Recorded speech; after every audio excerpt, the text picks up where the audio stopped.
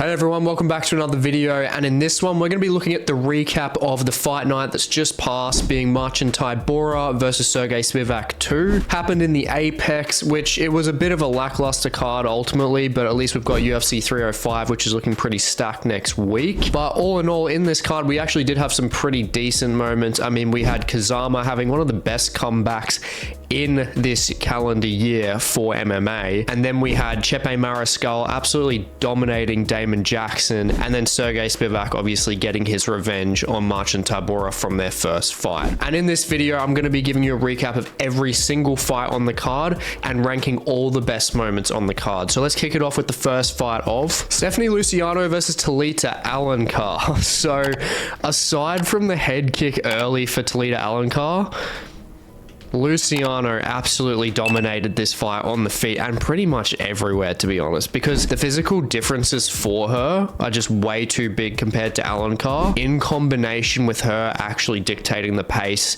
and, you know, really making the right changes from their first fight, because whoever was going to make those changes was the one that was going to win this fight. And when it came to the takedown threat from Alencar, she landed 1 out of 10 takedowns, and that's down to Luciano showing fantastic urgency in the clinch, digging the underhook every single time, and she stuffed pretty much all the takedowns as well. And when it went to the ground, she had absolutely no dramas there at all. So she was only there for 38 seconds.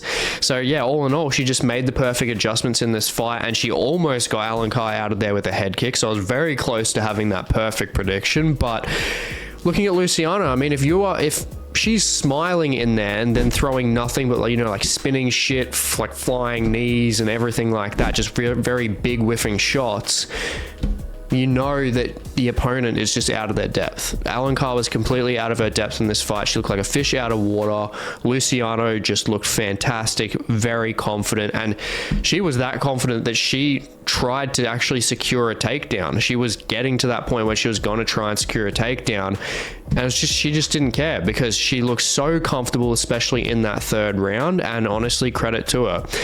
And it's really good for the strawweight division having a lengthier striker that's younger and flashier when it comes to the striking game. And I feel like that's just what the strawweight division needs right now. They need someone that's got the length, someone that's got the, you know, the speed and the striking, and also throw some kind of unorthodox stuff in there as well. So yeah, very good win for Luciano, and hopefully coming through the years, next few years, she can freshen up the strawweight division a bit. Moving up, Youssef Zalal versus Jarno Errens. Look, Zalal looked fantastic. He's looked great since he's come back from the UFC. And I will say his transitional ability is way better than I thought. His ability to just take the back, you know, get that body triangle in and immediately just slipping in that rear naked choke like it was absolutely nothing. And obviously Jarno Errens, you know, he's a Dutch kickboxer. He's got Dutch kickboxing base.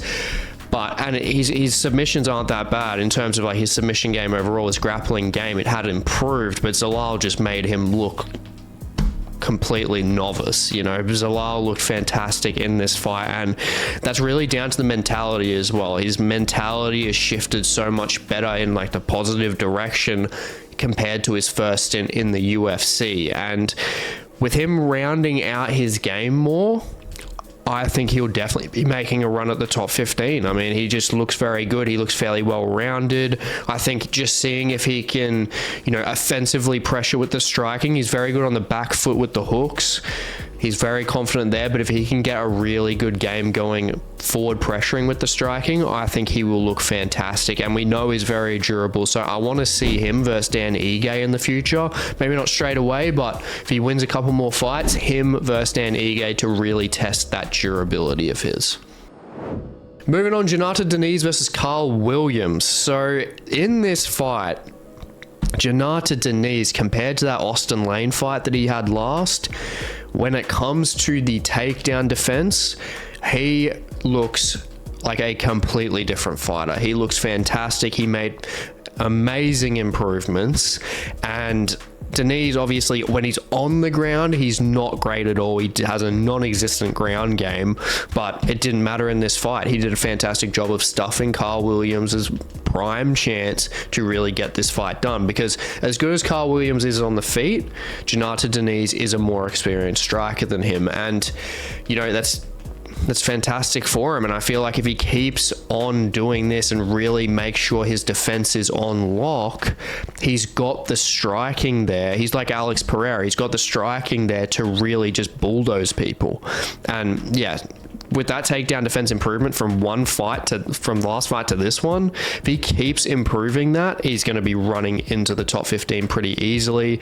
And just in this fight, like statistically, stylistically, I mean, chewed up Karl Williams' lead leg from the start, which was a fantastic high IQ play, because he's obviously cutting down the explosiveness of the takedown entries of Karl Williams, which you could see was very apparent leading into that second round. Karl Williams could not shoot for a double. He was very slow in terms of getting to Diniz's hips.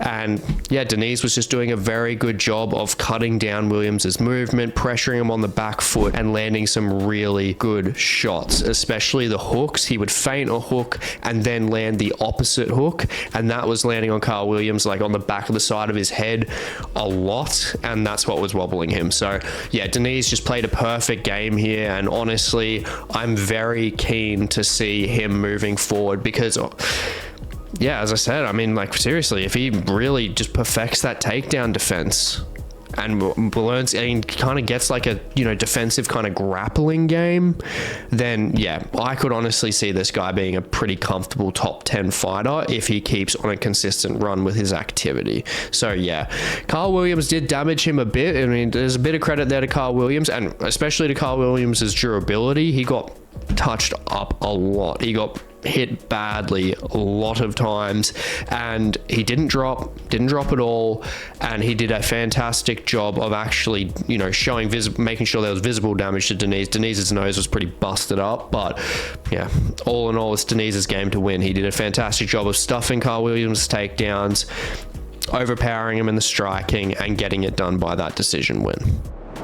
Moving on to Karol Rosa versus Pannie Kianzad. So Rosa in this fight, I mean, I would have to say that she definitely had some form of chip on her shoulder with the leg kicks. 39 out of 53 leg kicks, and she chewed Kianzad's legs to absolute bits and completely dominated her, to be honest. Very fair 30-27 decision. She absolutely destroyed her in the striking exchanges, especially with the Muay Thai. You know, the lead elbows that she was using, especially in the clinch, just absolutely destroying her. Obviously a lot of damage as well, visible damage. Kianzad's face was a mess. I'd say Karol Rosa just really had that chip on her shoulder after that Irina Aldana fight, which was a very, very good fight. Very surprising for bantamweight women's division, but very, very good comeback win for Karol Rosa in this fight, and she just never stepped off the gas the entire time, had Kianzad on the back foot, and won every single exchange. And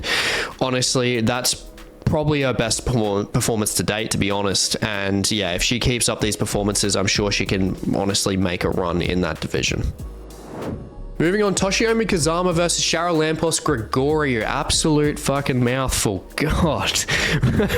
But I'm happy to say it, because this was an absolutely insane fight. It was honestly, realistically, the best fight that we got on this card, probably up there with the co-main event.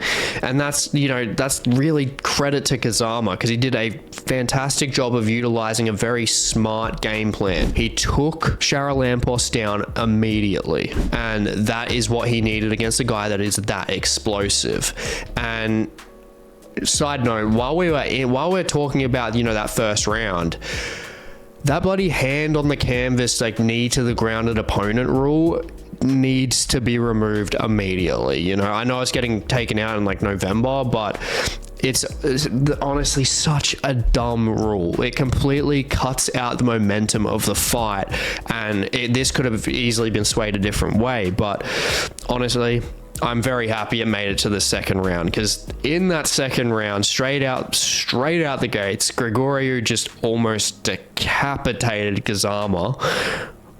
But honestly, the guy, like, as exciting in terms of the striking, the explosiveness that he is, his gas tank is so bad. It is terrible. I mean, he just doesn't know how to pace himself properly and utilize that striking, because he's got the power there. He doesn't utilize the striking properly. And I think he was just so scared of the takedown, which, to be fair, Kazama literally had him on the ground tied up for the whole of the first round. But Kazama, honestly, fantastic job of being able to actually survive, because he got cracked with the hook, and then that elbow on the ground was so loud. I couldn't even imagine what it was like in the Apex, but even on the TV, like, extremely loud.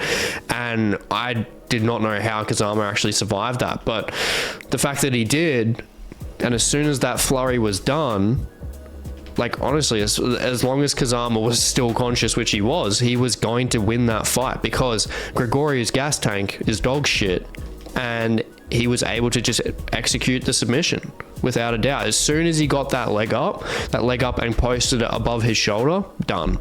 Because Grigoriou was literally laying flat on Kazama's chest, just deep breathing so heavily, and the moment that he was going to get up, done. Kazama did a fantastic job of surviving, adapting, and getting that submission win, and it's just honestly just a great, entertaining fight and win for Kazama.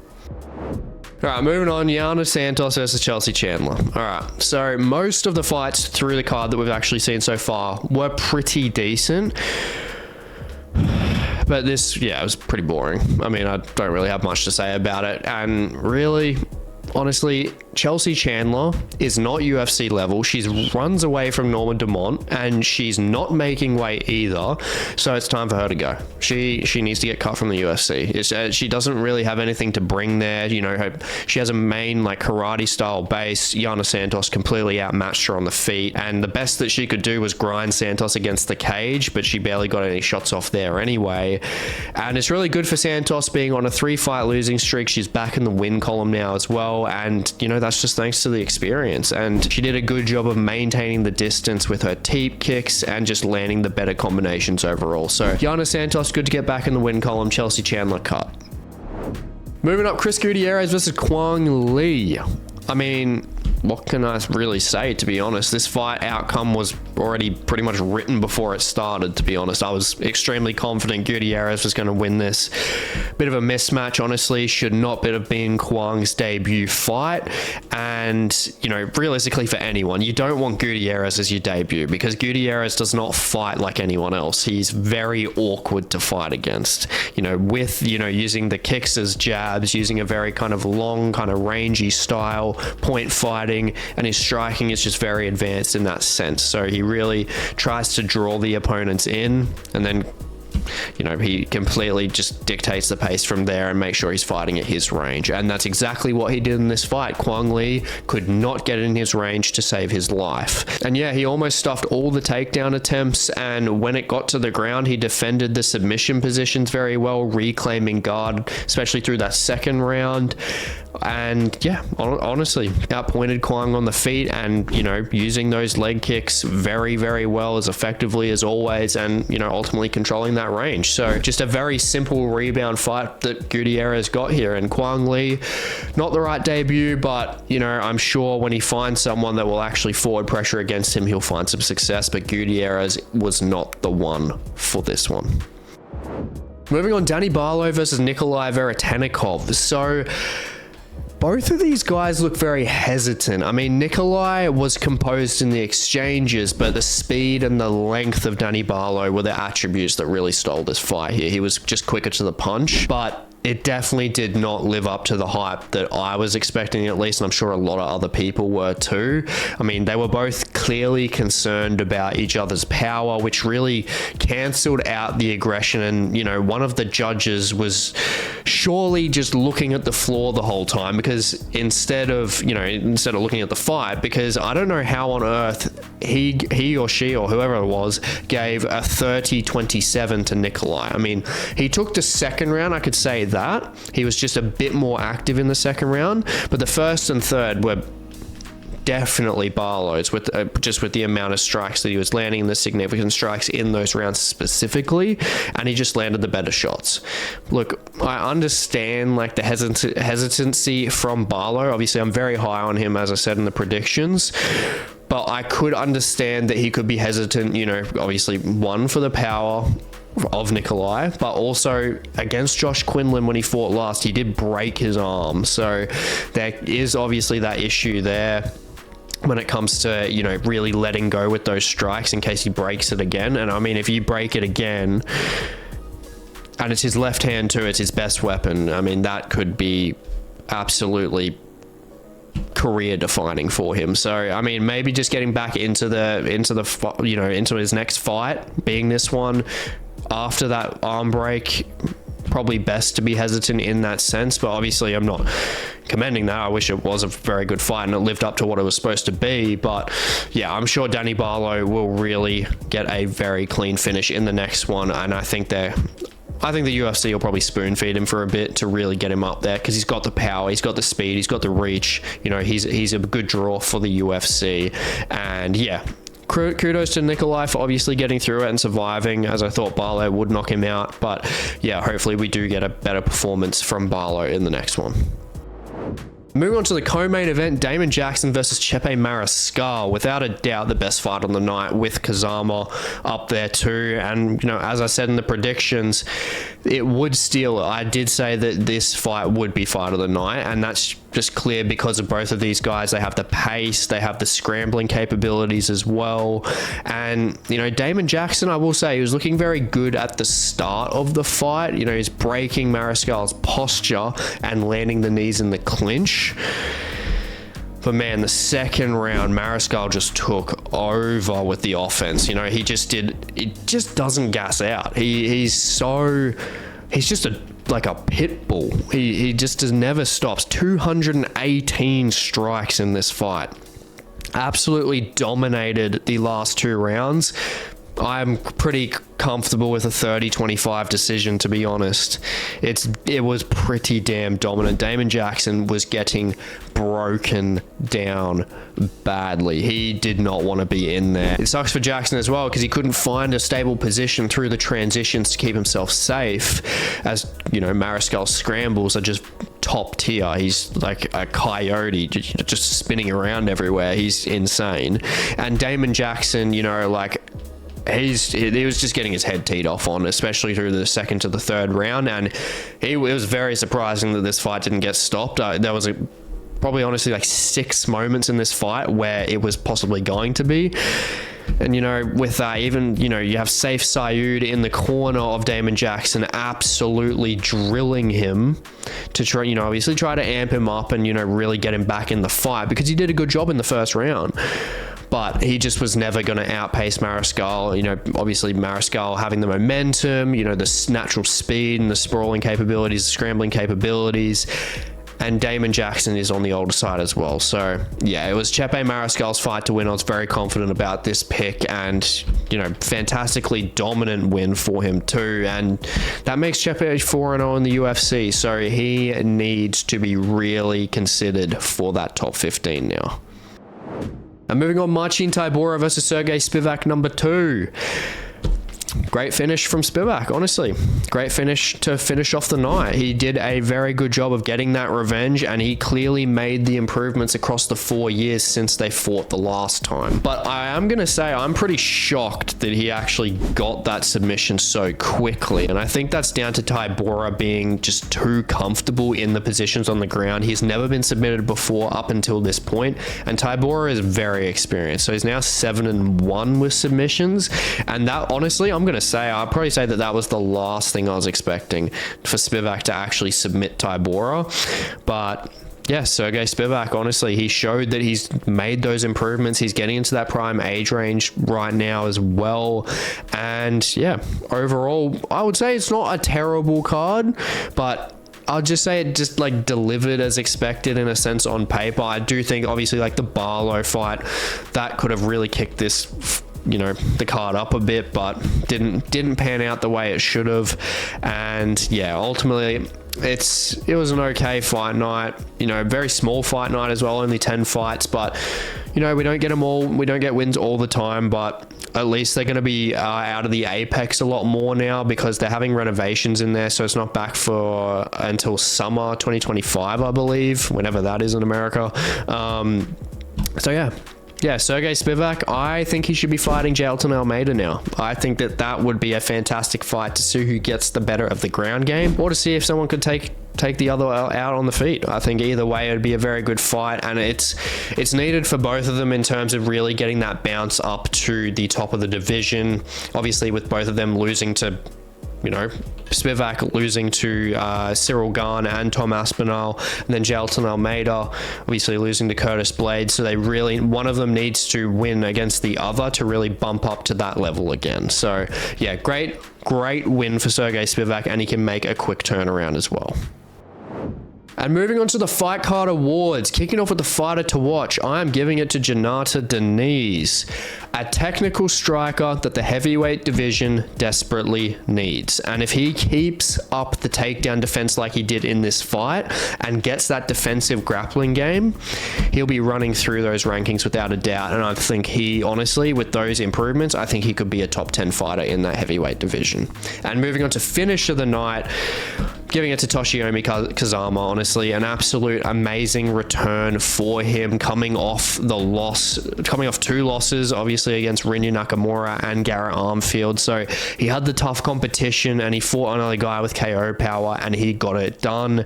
He obviously faced that adversity and beat the explosive guy in Grigoriou, coming out of the Serra-Longo camp as well. So, you know, it's not just like he's beating a nobody. And yeah, this win will definitely work in his favor with the UFC moving forward, especially on like a contractual basis as well. So yeah, just a very rewarding win for Kazama that's definitely deserved, you know, facing that adversity. Now moving on to our top 3 most notable moments on the card, kicking it off with number 3, I'm gonna give it to Stephanie Luciano. I mean, she's a young, lengthy, technical striker with very good takedown defense now as well, especially the big improvements there from the first fight with Alencar to this fight, just like Jhonata Diniz in his last fight to now this one.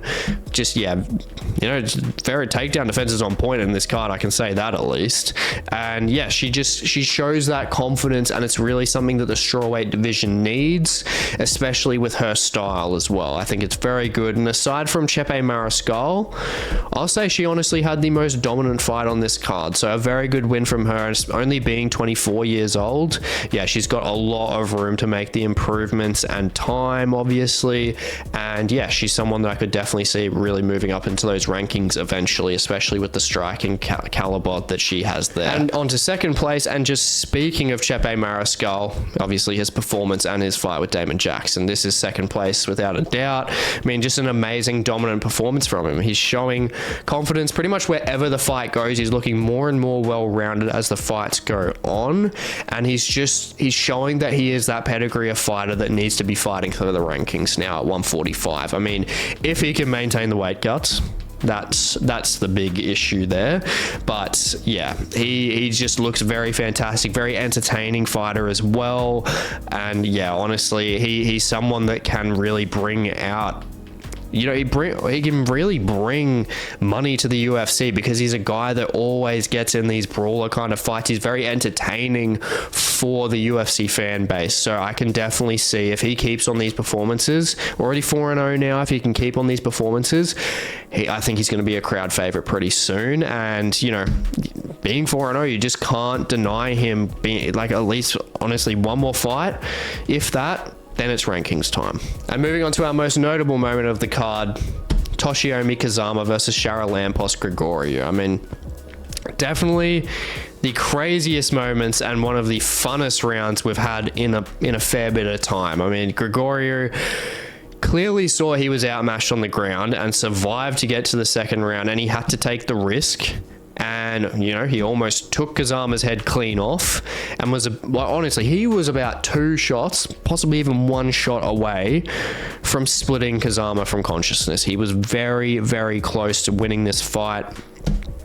But all the credit, you got to give it to Kazama. I mean, he pulled through with the adversity and used the very poor gas tank against Grigoriou. You know, he really used that kryptonite against him and sunk in that triangle choke and got one of the best comeback wins that we've seen this year. If you've enjoyed this video and you want to see more MMA based content, definitely check out my new mythical matchups video on Tony Ferguson versus Paul Felder.